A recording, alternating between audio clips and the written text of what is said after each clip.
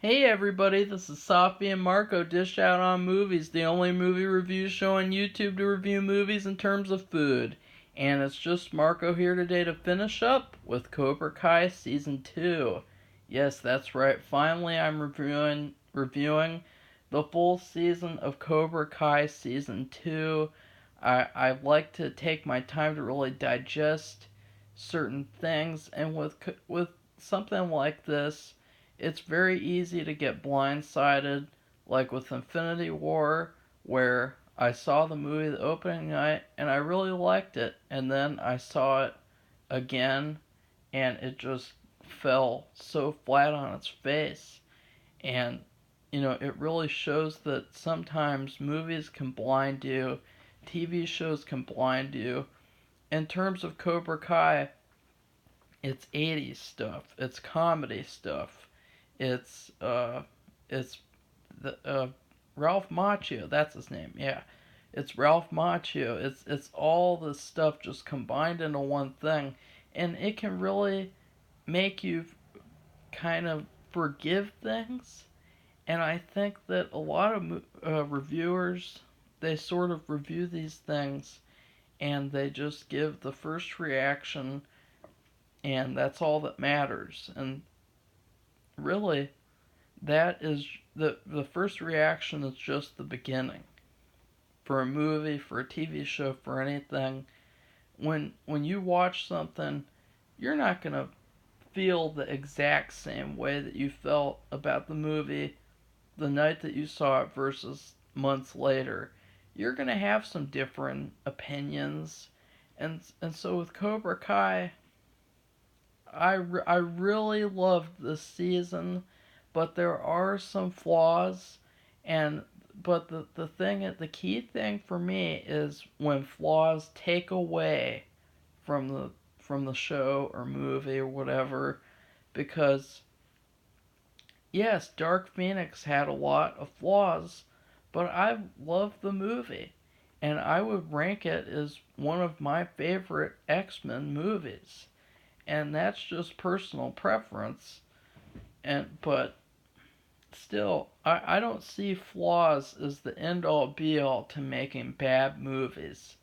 I see flaws as sort of like, okay, nothing can be perfect. And with Cobra Kai Season 2, they did so many things right that it made me forgive those other things, besides one thing or two. But first off, before I get to Cobra Kai, let me first apologize for the mistake that I made in reviewing Cobra Kai Season 2. I thought that Stingray was the creators of the show, and I thought it was like a funny cameo role for him, but that was wrong. It's just I've seen them being interviewed before, and he kind of looks like the actor that they picked out for Stingray, and so that's kind of why I thought that. It's just they look a lot alike. So yeah, that's my one big mistake so far. I'm usually right about these things, but this time, nope. So, with Cobra Kai Season 2, it starts off with a blast. In my opinion, the first episode is better than any of the episodes in Season 1, and then it ends with an even bigger blast. Within the middle is really where it has some flaws. There are some episodes where, and now this is all because of what I have complained about before. I'll give you a hint: pacing and the amount of time. So each episode is like 30 minutes or less, and so it feels like with some episodes they have to cram all these things in, and with other episodes there's just kind of nothing to do except have character moments that might make a bigger deal later in the series. And so in this show, there are a couple of episodes, like the second episode especially, where it just feels like they don't know what to do. And my opinion is that they should just make every episode 40 minutes so that they can take stories from other episodes that they have to cram in and just put them in the episodes where there's nothing in there. That would make everything so much better and just more fluid. And with this season, the creators really give a lot of insight into the show. They say that each season certain characters will get spotlights and get more attention, and it'll be this big world where we know all these characters by the end. And so I really appreciated how certain characters that didn't have anything to do last season, like Dimitri, they get so much attention in this season, and it shows that this series is going to build this big world instead of just being so constrained and formulaic like, the awful Star Wars Disney series is constrained. So, yeah. And I was also worried that Johnny wouldn't be the focus of this season. I was worried that Kreese would take his place and kind of like just outshine him in every moment. But to be honest, Johnny is actually the star of the show. He has the best fight scene. He has the best character arc. He has the best joke. The best joke scene. And, how is that possible? He is such a fantastic character. In season one, he was a fantastic character. I really love how this show is just going to maintain itself being a show about Johnny instead of, switching perspectives. I mean, yeah, we see other characters' perspectives, but we never really feel like we're in their shoes as much as we do with Johnny. And I love that. If the creators are listening, please keep doing that. Don't let this show become Daniel's show. Don't let this show become Miguel's show. Don't let this show become anyone's show but Johnny's. This is his show. And I love that about this season, but the first half is the weakest half. It starts off, again, with a bang. But then you have these episodes focused on Daniel, and they're kind of, they're okay, they're pretty good. It's kind of like the lighter part of the season, and then in the second half, that's where things get interesting and really, really good. And in particular, I didn't like Samantha this season, Daniel's daughter, and I didn't like Daniel's wife by the end, but I liked her the rest of the season, so it kind of upset me. I really liked her character, and I thought that, she was a great addition, a lot better than in season one, where she was just standing around, kinda. In season two, I mean, she's a major character, but then at the end she does something that kind of pisses me off. And then there's relationship drama in this show, which I kind of hated. I thought it was reminiscent to like really bad teen soap opera shows like Teen Wolf. That's what it reminded me of. It reminded me of a bad Teen Wolf episode, but it didn't take away from anything. I'm just saying that months later after I watched it and enjoyed everything, but it's really not a major issue. My favorite episode is probably episode 6, kind of, and then episode 10 and 1. Those are the best ones, and I promised to do this, so I'm going to rate all the other episodes besides season 5, episode 5, sorry. Episode 6, I rate A+, obviously. Episode 7, B+. Episode 8, A. Just an A. And then episode 9, A-, and episode 10, A+. And so it really built back up to the finale. The finale was a major surprise. Just incredible. My favorite characters this season were, again, Johnny, Dimitri, and then Tori. Tori was really cool.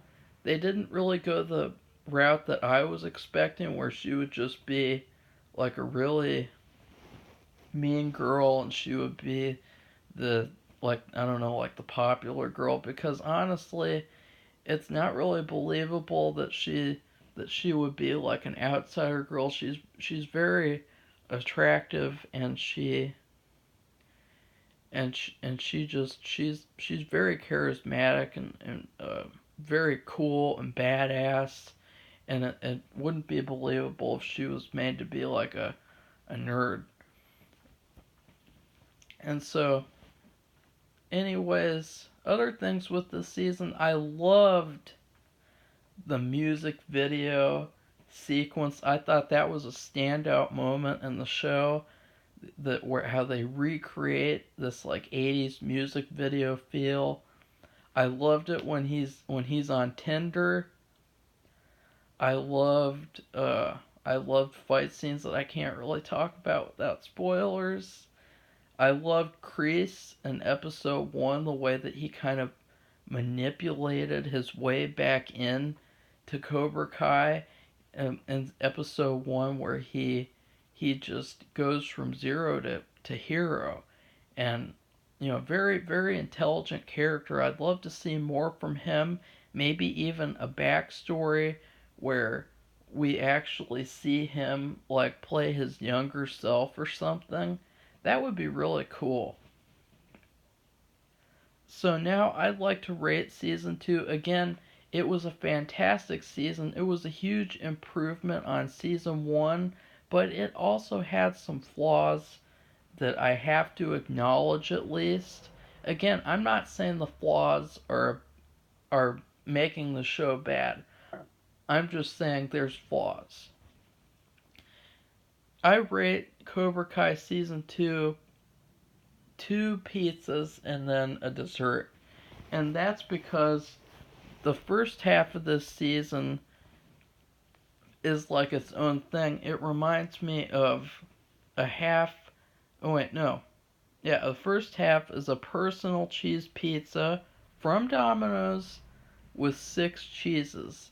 And the reason why is because it felt like a very light, kind of very friendly, welcome back type of thing.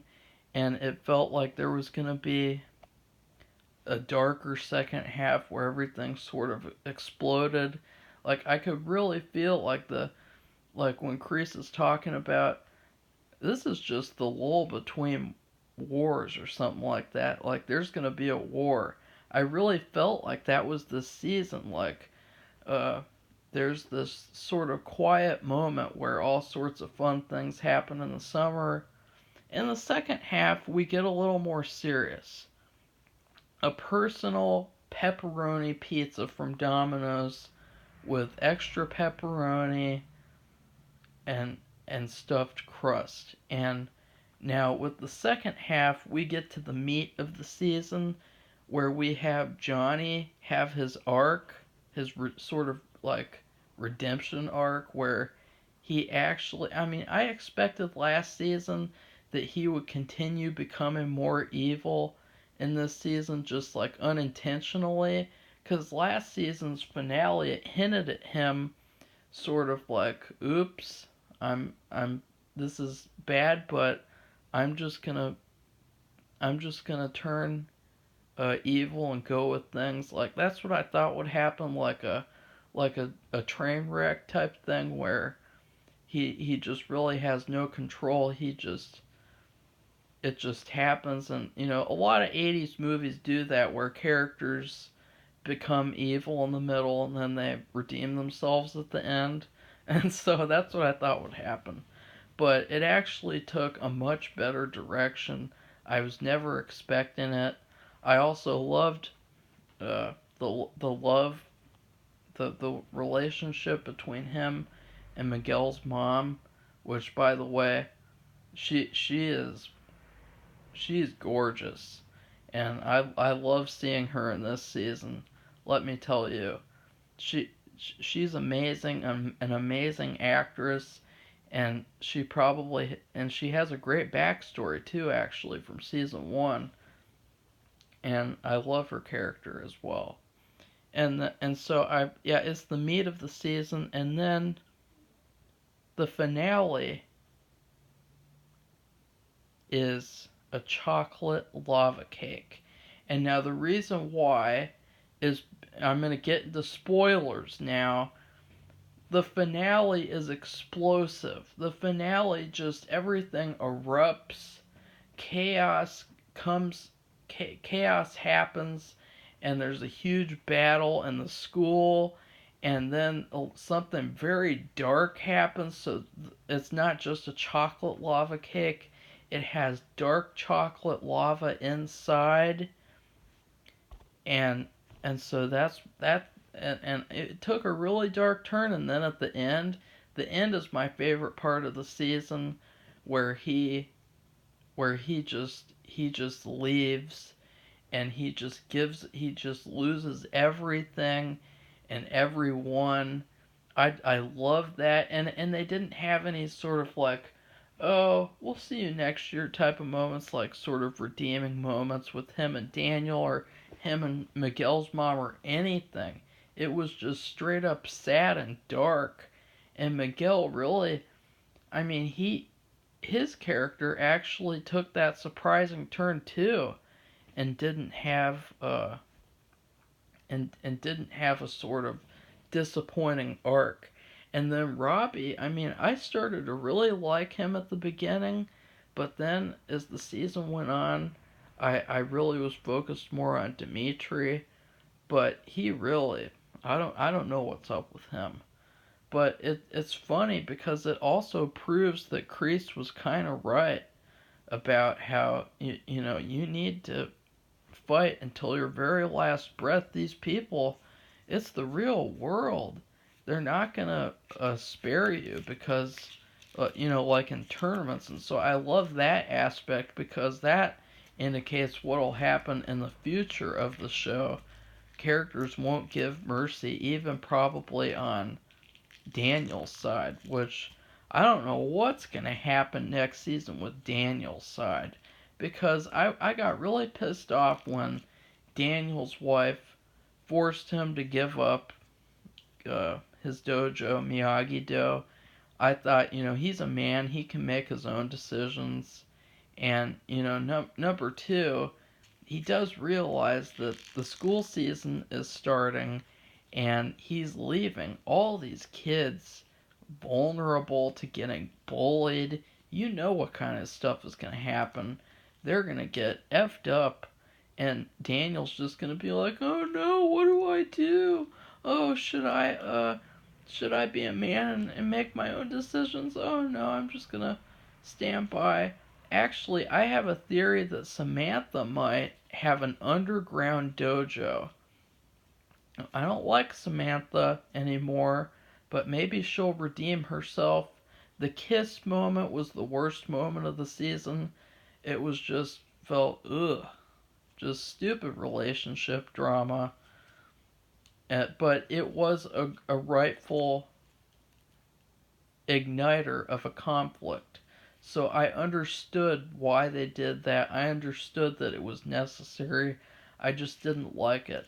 But I think that Samantha is going to stand up, and she's going to have a secret underground dojo and sort of continue training these kids who need to be trained so that they can defend themselves. And then with Cobra Kai, I don't know. I can't predict anything with that. And then with Johnny, I don't know what he's doing. And then you have Robbie, I don't know. They said next season is going to go to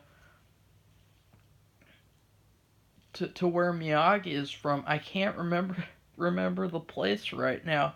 It's very embarrassing when a hardcore Cobra Kai fan like me can't remember the place where Miyagi is from. I mean, that's like 101 basic stuff.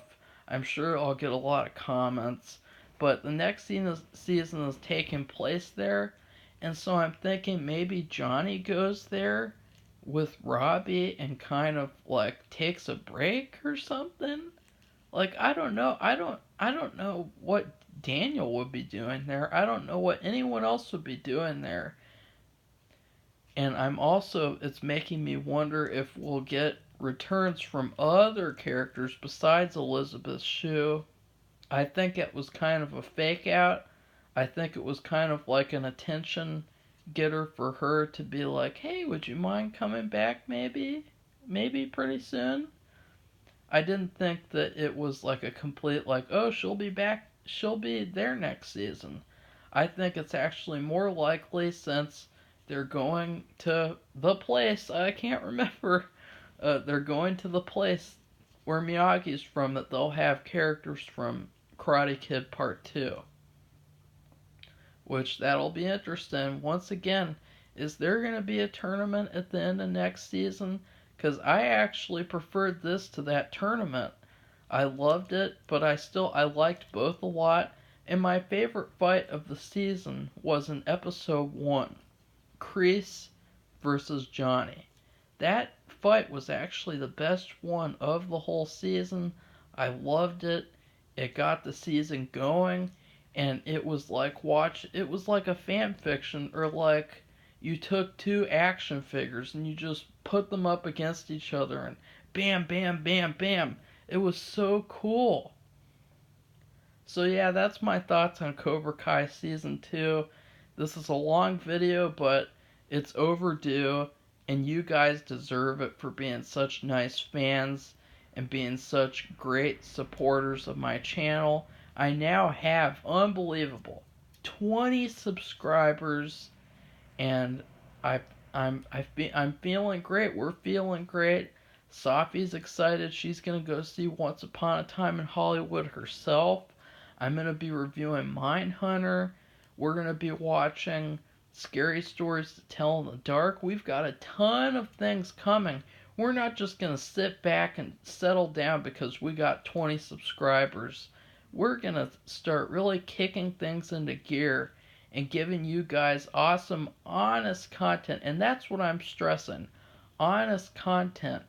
I want to be honest with you and tell you I didn't like certain things. I'm not just going to sit back and say, oh, I like everything just to get more likes, more clicks. I'm going to be honest, and so is Safi. Of course, I have to kind of nudge Safi in a certain direction because sometimes she's not really good at talking off the cuff, and she likes being a little too nice and a little not honest about certain things, and so sometimes I kind of get her to admit things that she wouldn't want to admit by herself, like just and so I'm very excited to do all these reviews and for 20 more subscribers too. Again, thank you for subscribing to our channel, and please, if you're new and you're watching this video, please subscribe to our channel. Help make our dreams come true, and please enjoy all the other videos on our channel. So goodbye everybody, see you soon for Cobra Kai Season 3.